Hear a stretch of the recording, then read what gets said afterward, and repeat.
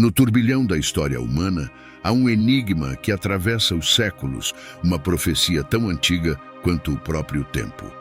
É a visão apocalíptica descrita na Bíblia, um livro reverenciado por muitos como uma fonte de sabedoria divina. No cerne desse antigo texto está o Apocalipse, uma narrativa enigmática e intrigante sobre o fim dos tempos. Páginas carregadas de mistério revelam catástrofes cósmicas, conflitos épicos e um desfecho cósmico que desafia a imaginação. Mas o que essas profecias significam realmente? Como podemos interpretar essas visões sombrias e compreender suas implicações? Nessa jornada de descoberta, exploramos as profundezas da Escritura, desvendando seus segredos mais ocultos e suas promessas mais luminosas. Dos estudos acadêmicos aos debates teológicos, mergulhamos na essência do Apocalipse, desafiando nossas noções de tempo, espaço e realidade. Prepare-se para uma viagem que pode mudar sua percepção do mundo para sempre. Guerras e conflitos. O livro de Ezequiel, nos capítulos 38 e 39, traz uma visão que o profeta teve sobre um grande conflito futuro envolvendo nações que se uniriam para atacar Israel. O líder desse ataque é chamado de Gog, e ele é associado com uma região chamada de Magog, que muitos interpretam como uma referência a nações inimigas que estariam ao norte de Israel. Na visão, Deus intervém para proteger Israel, usando forças naturais como terremotos e enviando pragas sobre os invasores. Isso resulta na derrota completa dos inimigos de Israel e na purificação da terra. Alguns entendem esses capítulos de Ezequiel como profecias literais de um futuro conflito ainda por vir, enquanto outros veem-nas de forma mais simbólica, representando batalhas espirituais ou eventos históricos passados. Independente da interpretação, esses capítulos enfatizam a soberania de Deus sobre as nações e sua promessa de proteção para o povo de Israel. Eles também nos lembram que, no final, Deus sempre prevalece sobre o mal e defende aqueles que são fiéis a Ele. Desastres naturais. A descrição dos desastres naturais associados ao fim dos tempos na Bíblia é encontrada principalmente nos livros proféticos, como o livro de Apocalipse no Novo Testamento e em algumas passagens dos profetas do Antigo Testamento, como Isaías, Joel e Zacarias. No livro de Apocalipse, especificamente nos capítulos 6 e seguintes, há uma série de eventos catastróficos conhecidos como os selos, trombetas e taças da ira de Deus. Estes incluem terremotos, fome, pestilências, tempestades, mudanças climáticas extremas e outros desastres naturais que são descritos como parte dos sinais do fim dos tempos e do julgamento final. Por exemplo, em Apocalipse, descreve-se um terremoto violento, o sol escurecendo, a lua se tornando vermelha como sangue e as estrelas caindo do céu. Vi quando ele abriu o sexto selo. Houve um grande terremoto. O sol ficou escuro como pano de saco feito de crina negra. Toda a lua tornou-se vermelha como sangue, e as estrelas do céu caíram sobre a terra como figos verdes que caem da figueira quando sacudidos por um vento forte. O céu recolheu-se como um pergaminho sendo enrolado, e todas as montanhas e ilhas foram removidas dos seus lugares. Essas descrições simbólicas são interpretadas por muitos estudiosos da Bíblia como representações poéticas e metafóricas de eventos apocalípticos que ocorrerão no fim dos tempos, em vez de descrições literais de desastres naturais específicos. Perseguição dos cristãos. A Bíblia descreve a perseguição dos cristãos nos tempos finais em várias passagens, principalmente nos evangelhos e em livros proféticos como o Apocalipse. Nos evangelhos, Jesus prediz a perseguição dos seus seguidores. Por exemplo, em Mateus ele diz: "Então eles os entregarão para serem perseguidos e condenados à morte, e vocês serão odiados por todas as nações por minha causa. Naquele tempo, muitos ficarão escandalizados, trairão e odiarão uns aos outros." Além disso, em João, Jesus adverte: se o mundo os odeia, tenham em mente que antes odiou a mim. Se vocês pertencessem ao mundo, ele os amaria como se fossem dele. Todavia vocês não são do mundo, mas eu os escolhi, tirando-os do mundo. Por isso o mundo os odeia. Lembrem-se das palavras que eu lhes disse: nenhum escravo é maior do que o seu senhor. Se me perseguiram, também perseguirão vocês. Se obedeceram à minha palavra, também obedecerão a de vocês. No livro de Apocalipse, é descrito um período de grande tribulação em que os cristãos enfrentarão perseguição e martírio por causa de sua fé. Por exemplo, em Apocalipse, fala-se sobre uma besta que faz guerra contra os santos e os vence. Foi-lhe dado poder para guerrear contra o povo santo e vencê-lo. Foi-lhe dada autoridade sobre toda tribo, povo, língua e nação. Em Apocalipse também é mencionado um grupo de mártires que foram mortos por causa de sua fidelidade a Jesus durante esse tempo. Vi tronos em que se assentaram aqueles aos quais foi dada a autoridade de julgar. Vi também as almas dos que foram decapitados por causa do testemunho de Jesus e da palavra de Deus. Todos aqueles que não adoraram a besta nem a sua imagem e não receberam a marca na testa nem na mão. Eles reviveram e reinaram com Cristo durante 1000 anos. Essas passagens bíblicas são interpretadas por muitos cristãos como previsões das dificuldades e perseguições que os crentes enfrentarão nos últimos tempos antes do retorno de Cristo. A ascensão do Anticristo. A ascensão do Anticristo nos tempos finais é descrita em algumas passagens da Bíblia, principalmente no livro de Apocalipse, mas também em outros textos proféticos. No livro de Apocalipse, o Anticristo é frequentemente associado à figura da besta ou do homem do pecado. Por exemplo, em Apocalipse, descreve-se a visão de João da besta que emerge do mar, representando o Anticristo e a sua autoridade sobre a terra. Então vi emergir do mar uma besta. Tinha 10 chifres e 7 cabeças, com 10 coroas nas cabeças, e sobre cada cabeça um nome de blasfêmia. A besta que vi era semelhante a um leopardo, com pés como os de urso e boca como a de leão. O dragão lhe deu o seu poder, o seu trono e grande autoridade. Vi uma de suas cabeças como se estivesse ferida de morte, mas essa ferida mortal foi curada. A terra inteira ficou maravilhada e seguiu a besta. Adoraram o dragão porque ele tinha dado autoridade à besta, e também adoraram a besta, perguntando: quem é como a besta? Quem pode lutar contra ela? Foi-lhe dada uma boca para proferir palavras arrogantes e blasfemas, e autoridade para agir 42 meses. Ela abriu a boca para blasfemar contra Deus, para blasfemar contra o seu nome e o seu tabernáculo e os que habitam no céu. Foi-lhe permitido fazer guerra contra os santos e vencê-los. Também lhe foi dada autoridade sobre cada tribo, povo, língua e nação. Todos os habitantes da terra adorarão a besta, a saber, todos aqueles que não tiveram seus nomes escritos no livro da vida do Cordeiro, que foi morto desde a criação do mundo. Aquele que tem ouvidos, ouça.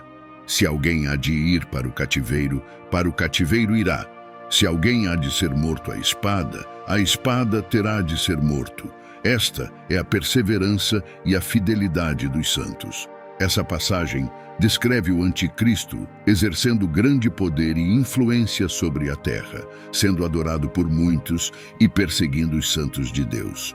Além do Apocalipse, outras passagens proféticas, como Daniel 7 e 2 Tessalonicenses 2, também abordam a ascensão do Anticristo e suas ações durante os tempos finais.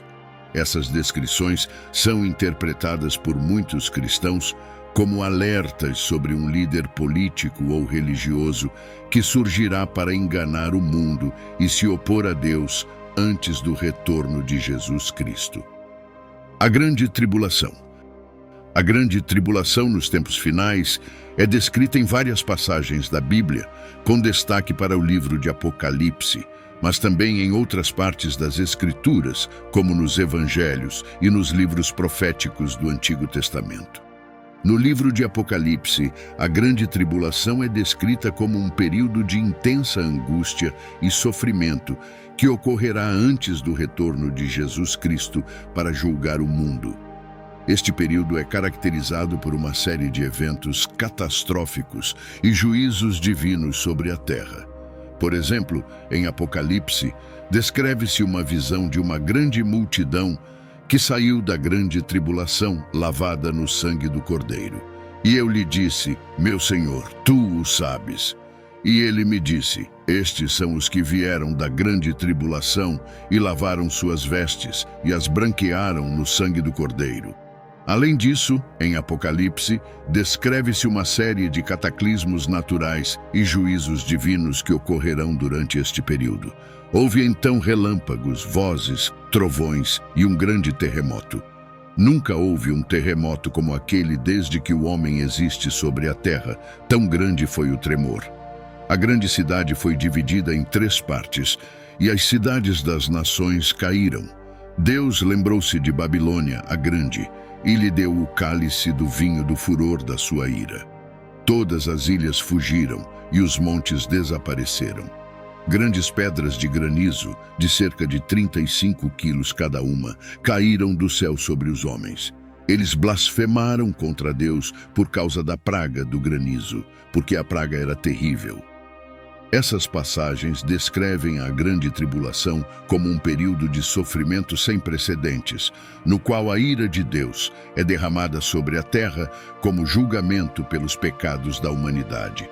Muitos estudiosos da Bíblia interpretam essas descrições como simbólicas, representando eventos espirituais e físicos que ocorrerão antes do retorno de Cristo. O retorno de Jesus Cristo. O retorno de Jesus Cristo nos tempos finais é descrito em várias passagens da Bíblia, tanto no Novo Testamento quanto no Antigo Testamento. No entanto, as descrições mais detalhadas são encontradas principalmente nos Evangelhos e no livro de Apocalipse. Nos Evangelhos, Jesus Cristo faz várias predições sobre seu retorno. Por exemplo, em Mateus, ele diz: então aparecerá no céu o sinal do Filho do Homem, e todas as nações da terra se lamentarão, e verão o Filho do Homem vindo nas nuvens do céu com poder e grande glória. E ele enviará os seus anjos com grande clangor de trombeta, os quais reunirão os seus escolhidos dos 4 ventos, de uma a outra extremidade dos céus. Além disso, em Ateos, após a ascensão de Jesus ao céu, 2 anjos aparecem aos discípulos e lhes dizem: Galileus, por que vocês estão olhando para o céu? Este mesmo Jesus, que dentre vocês foi elevado ao céu, voltará da mesma forma como o viram subir. No livro de Apocalipse há várias descrições do retorno de Jesus Cristo em glória, para julgar o mundo e estabelecer seu reino. Por exemplo, em Apocalipse, descreve-se uma visão de Jesus montado em um cavalo branco, liderando os exércitos celestiais para derrotar seus inimigos e estabelecer seu governo. Vi o céu aberto, e diante de mim estava um cavalo branco, e o seu cavaleiro, que se chama Fiel e Verdadeiro, julga e faz guerra com justiça. Seus olhos eram como chama de fogo, e em sua cabeça havia muitas coroas. Ele trazia um nome escrito que ninguém conhece, senão ele mesmo. Estava vestido com um manto tingido de sangue, e o seu nome é o Verbo de Deus. Os exércitos dos céus o seguiam, vestidos de linho fino, branco e puro, e montados em cavalos brancos. Da sua boca saía uma espada afiada, com a qual ferirá as nações. Ele as governará com cetro de ferro. Ele pisa o lagar do vinho do furor da ira do Deus Todo-Poderoso. Em seu manto e em sua coxa está escrito este nome: Rei dos Reis e Senhor dos Senhores. Essas passagens e outras semelhantes descrevem o retorno de Jesus Cristo como um evento glorioso e triunfante, no qual ele virá nas nuvens do céu com poder e autoridade para julgar os vivos e os mortos e estabelecer seu reino eterno. Essa crença é fundamental para muitos cristãos e é considerada uma das principais esperanças da fé cristã. A batalha final. A descrição da batalha final nos tempos finais é encontrada principalmente no livro de Apocalipse, capítulo 20, onde é mencionado o confronto entre as forças do mal, lideradas pelo Satanás, e as forças de Deus, lideradas por Jesus Cristo. A passagem mais relevante é Apocalipse, que descreve o evento. Quando se completarem os 1000 anos, Satanás será solto da sua prisão e sairá para enganar as nações que estão nos 4 cantos da terra, Gog e Magog, a fim de reuni-las para a batalha. Seu número é como a areia do mar. Eles avançaram pela superfície da terra e cercaram o acampamento dos santos, a cidade amada, mas desceu fogo do céu e os devorou. E o diabo que os havia enganado foi lançado no lago de fogo e enxofre, onde já se encontravam a besta e o falso profeta. Ali serão atormentados dia e noite, para todo o sempre. Essa batalha final é conhecida como a Batalha de Gog e Magog. Ela ocorre após o milênio, um período de 1000 anos durante o qual Cristo reina na terra. Satanás será solto da prisão e tentará reunir as nações contra Deus. No entanto, Deus intervém e derrota as forças do mal, lançando Satanás no lago de fogo, junto com a besta e o falso profeta.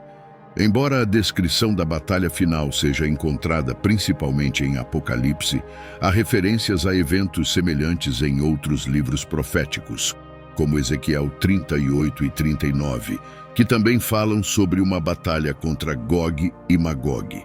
Essas passagens são interpretadas por muitos cristãos como representações simbólicas do conflito final entre o bem e o mal, que culminará na vitória definitiva de Deus e no estabelecimento de seu reino eterno. Após explorarmos as profecias e mistérios do Apocalipse, somos confrontados com uma verdade inegável. O futuro é incerto, mas não estamos sozinhos em nossa jornada. As páginas da Bíblia oferecem não apenas uma visão sombria do fim dos tempos, mas também uma mensagem de esperança e redenção. Neste mundo turbulento, onde desastres naturais, conflitos e incertezas nos cercam, a promessa de uma nova era de paz e justiça ressoa profundamente em nossos corações.